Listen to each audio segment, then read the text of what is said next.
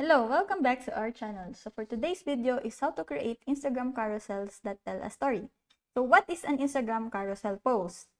An Instagram carousel post is a post with up to 10 photos or videos. Mobile Instagram users can view carousel posts by swiping left,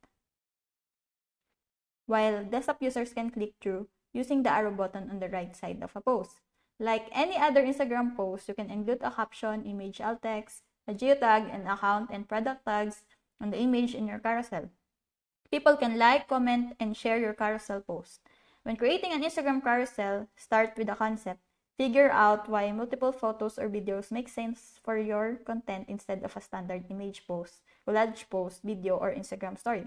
Once you know what type of content you plan to use, sketch out a storyboard to get an idea of how many frames you'll need.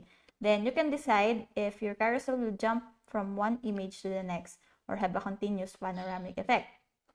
So narratives like hundreds are an excellent opportunity to build a personal relationship with your followers.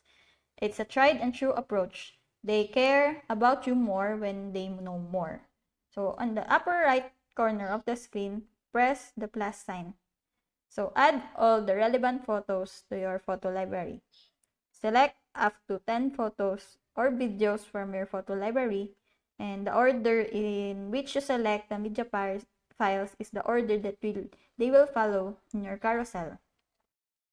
So this will be my example of my planting project that I wanted to share and make a story on how I did from the beginning till I get the fruits. So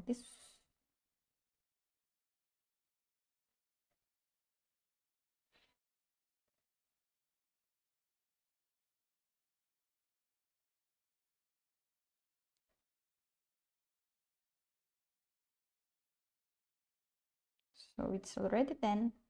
Then press the arrow sign in the top right corner of the screen.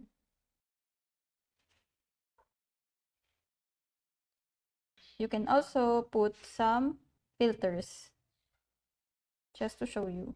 You can write a caption, tag people, add location. You can also boost posts. And you can share it.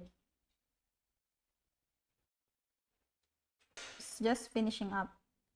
So that's it.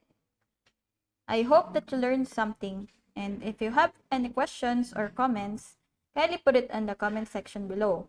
And if not, don't forget to subscribe and like.